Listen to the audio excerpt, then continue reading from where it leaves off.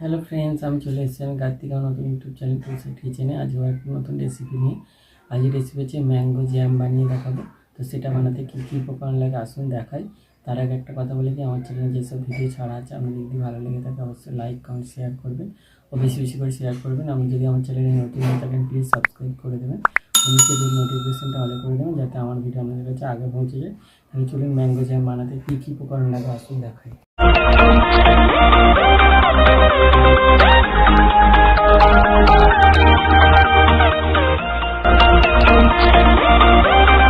Mango jam বানানোর জন্য কি কি উপকরণ লাগে দেখিয়ে দেবো। তার আগে একটা কথা বলে দিই, আজকের ভিডিওটা আপনারা প্রথম থেকে শেষ পর্যন্ত দেখবেন, আমার অনুরোধ রইল। তাহলে চলুন ম্যাঙ্গো জ্যাম বানানোর জন্য কি কি উপকরণ লাগে দেখিয়ে দিই। একটা পাকা আম নিয়ে নিয়েছি, এখানে পরিমাণ মতো চিনি নিয়ে নিয়েছি। তাহলে চলুন রেসিপিটা শুরু করি।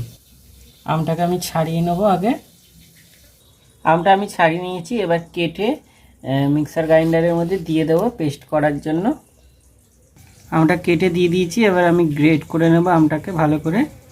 আমটা গ্রেট করে নিয়েছি, গ্যাসটা জেলে কড়াটা বসিয়ে দিয়েছি। এবার আমি যে আমটা গ্রেট করে রেখেছিলাম কড়াতে দিয়ে দেবো।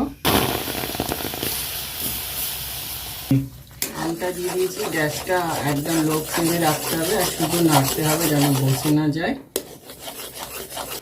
আমটা হালকা গরম হয়ে গেছে, ফুটে গেছে। এবার আমি এর মধ্যে চিনিটা দিয়ে দেবো। চিনিটা দিয়ে দিয়েছি, এবার শুধু নাড়তে থাকবো যাতে চিনিটা গলে যায়, চিট ভাব আসে। আমার ম্যাঙ্গো জ্যাম এটা রেডি হয়ে গেছে। তো আমার একটা জিনিস দেখানো হয়নি, আপনারা চাইলে এর মধ্যে ভিনিগার দিতে পারেন বা পাতিলেবুর রস, তাহলে অনেক দিন থাকবে, নষ্ট হবে না।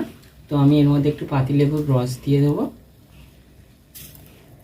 পাতিলেবুর রসটা দিয়ে আমি এটা নেড়ে চেড়ে নিয়েছি, এটা হয়ে গেছে, নামিয়ে নেব।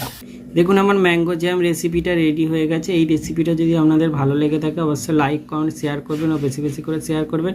আর প্লিজ সাবস্ক্রাইব করে দেবেন, আমাদের পাশে থাকবেন। চলুন তাহলে দেখা হচ্ছে নেক্সট ভিডিওতে।